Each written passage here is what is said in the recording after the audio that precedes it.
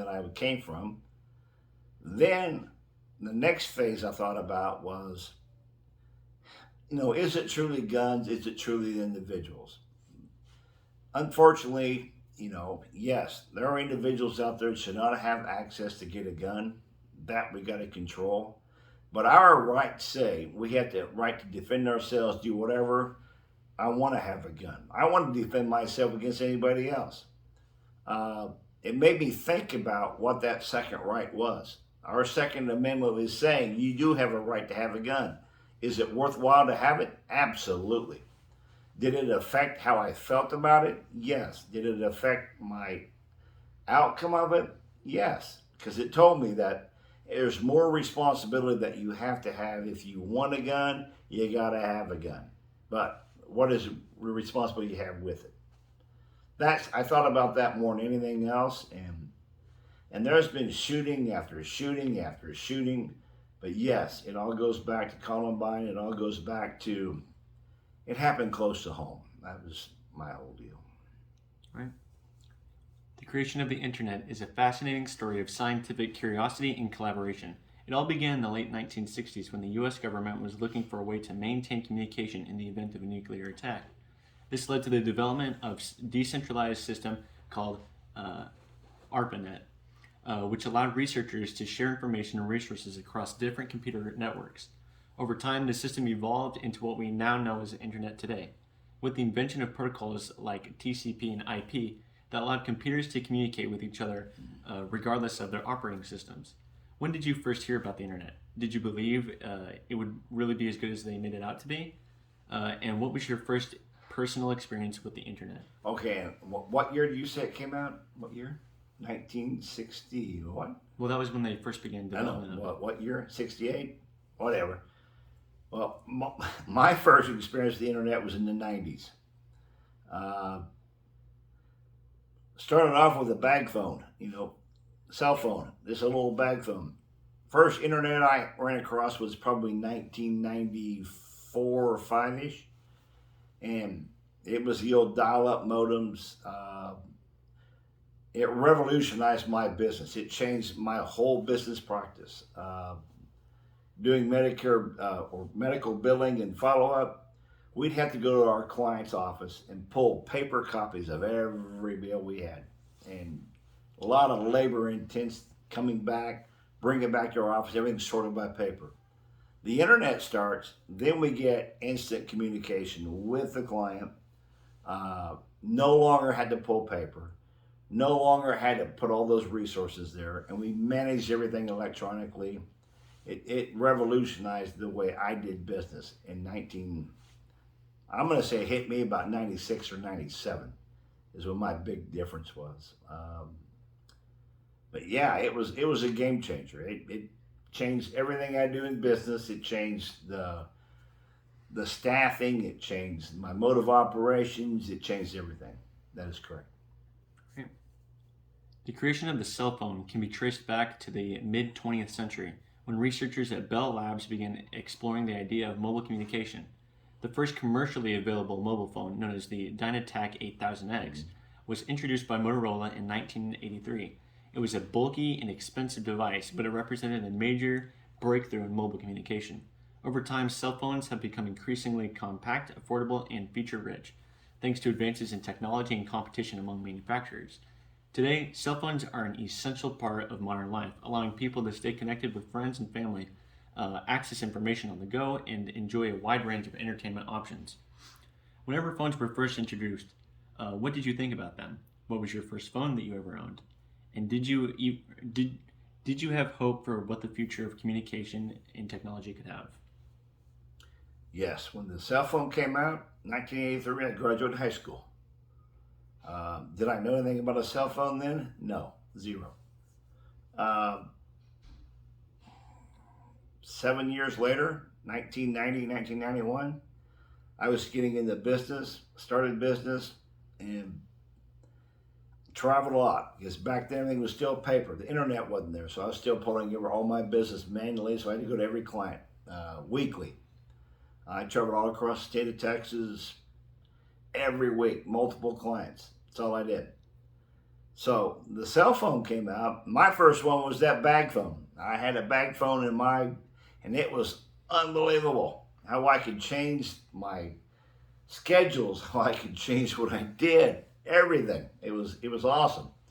So it hit me in 90, 91 was probably the big years that the cell phone really took effect. And ever since it's once again, it changed my whole business model. It's everything that I do, communication, talking to clients, talking to employees, talking to anything that had to do business related. It was awesome. Yeah, it changed everything. The presidential election of 2000 in the United States was one of the most controversial in American history. The election was contested between Republican candidate George W. Bush and Democrat candidate Al Gore. The outcome of the election was not immediately clear, as the results in the key state of Florida were extremely close and subject to legal challenges. Ultimately, the Supreme Court of the United States intervened and ruled in favor of George W. Bush, awarding him Florida's electoral votes and thus the presidency. The election of 2000 highlighted the importance of every vote and the need for a clear and efficient voting system. It also sparked debates about the role of the Supreme Court in the election process and raised questions about the legitimacy of Bush's presidency. What was your opinion of the election? Who did you vote for? Did you think that maybe there was some corruption or cheating involved in Florida? Threefold. Number one, George Bush, he lost the popular election, if I believe, on the vote. He won the electoral votes. Uh, Everything was backed up where it should be, how it should be done. That's what I like about our election system, is because to this day, it's not based on individual cities, large population areas getting to control the vote. It's all still based upon individual states, equal representation, and that's what the Electoral College is all about. So he lost the popular vote, but he won the Electoral College vote because representatives in those states, they voted for that. And I highly support that. I thought it was a good demonstration of how our system works, that, it's equal representation across the country. I think that was the best thing that could have happened. I agreed with it. I thought the system did what it was supposed to do. Right?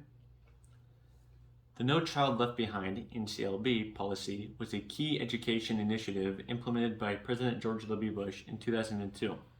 The policy aimed to hold schools accountable for student performance with a focus on improving the education outcomes and disadvantaged students. Under the policy, states were required to administer standardized tests in math and reading to students in grades 3 through 8. And schools were held accountable for ensuring that all students met certain performance standards. While the NCLB policy received some criticism for its emphasis on testing and for the burden it placed on schools to meet performance targets, it was also accredited with bringing attention to the achievement gap and spurring efforts to improve education outcomes for all students. Did you support this policy, and did you feel that it helped with the children in education? Do I support the policy? Yes. Has it helped? I'm not sure. I can't speak for any region of the country that policy was implemented to, but the overall goal is to improve education for everybody. So I thought it was a good deal. As bureaucracy goes in government, I have no idea how it goes from top, mid, level, or down the list. I have no idea. I think those that adhere to policy, that have more money, that can do it and pay for it, are better.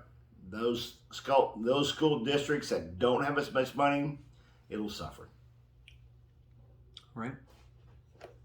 On September 11th, 2001, 4 attacks were carried out by 19 militants associated with the Islamic extremist group Al-Qaeda, who hijacked 4 commercial airplanes and carried out suicide attacks against targets in New York City and Washington, D.C. The attacks resulted in the deaths of 2,977 people and caused significant destruction and damage to the World Trade Center complex in New York City and the Pentagon in Washington, D.C. The attacks also had a profound impact on U.S. foreign and domestic policies, leading to the launch of the War on Terror and increased security measures throughout the country. The September 11th attacks remain one of the deadliest terrorist attacks in world history and continue to shape global politics and international relations to this day. Where were you the day of the attacks? Were you scared of an attack near you? Um, yes and yes. I was driving to work. I live in Waxahachie. I work in Fort Worth. It's about an hour drive. And I was driving to Fort Worth. I always listen to Hal J on WBAP 820 AM every morning.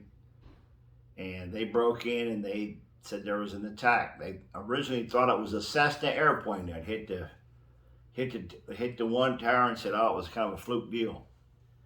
Then they came back about, I don't know, 15, 20 minutes later when the second plane hit. And they said, it's not, it's something different. And so I drive to Fort Worth, I get to the office, and everybody is glued to their computers looking to see what's going on. Did it affect? Yeah. Did it?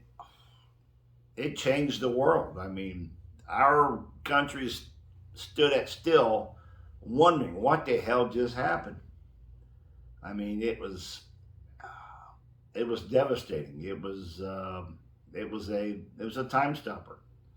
Uh, I can't think of anybody that I know that could not tell you where they were when they got the message that those planes hit the Twin Towers. Did I feel rage? First off, I was scared. I was scared thinking, what's happening? You know, second off, it was, disbelief was second. Third was response. What are we going to do to respond? And there was no response. It was like,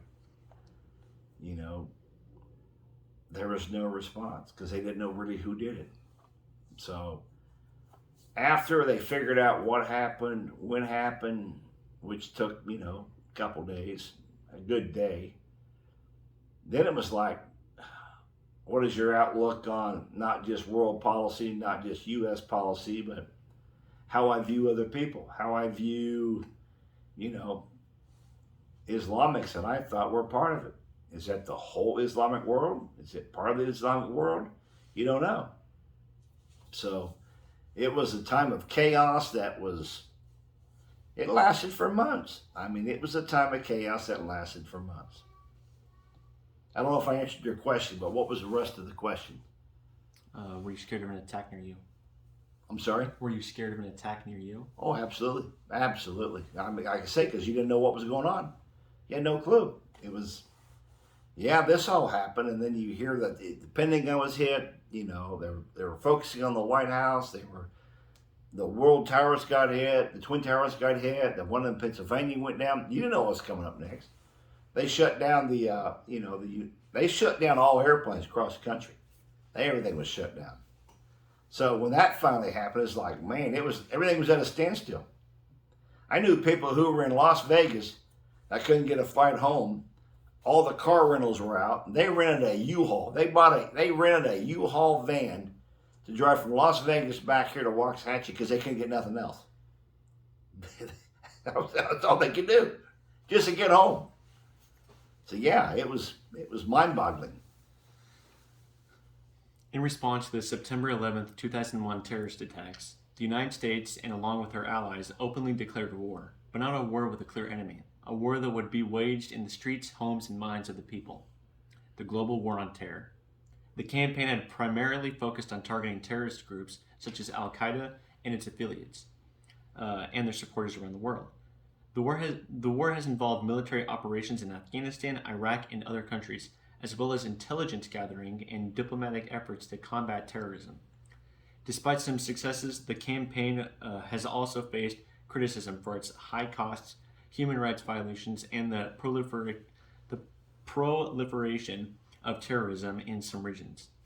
The global war on terror remains an ongoing challenge for the international community, and its legacy will continue to shape global politics and security for years to come. What was your opinion on the war? Did you support it? Yes. Look at the results. Do you pay for safety? The Germans didn't. Do you